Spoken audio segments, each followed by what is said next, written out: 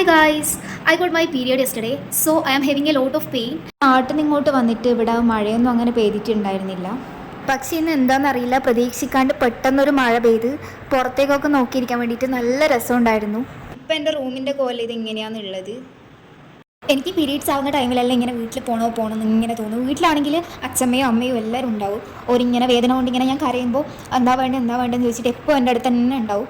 അപ്പോൾ എനിക്ക് അതെല്ലാം വല്ലാണ്ട് മിസ് ചെയ്യുന്നുണ്ട്.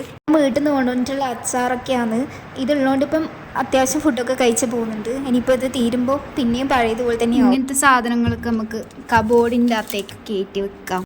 പിന്നെ റൂമൊക്കെ അടിച്ചു വാരി ക്ലീനാക്കി അങ്ങനെ ഞാൻ കുളിച്ചിട്ട് വന്ന് ഇനിയിപ്പോൾ 8 മണിക്ക് ഫുഡ് കഴിക്കാൻ വേണ്ടിയിട്ട് പോകണം.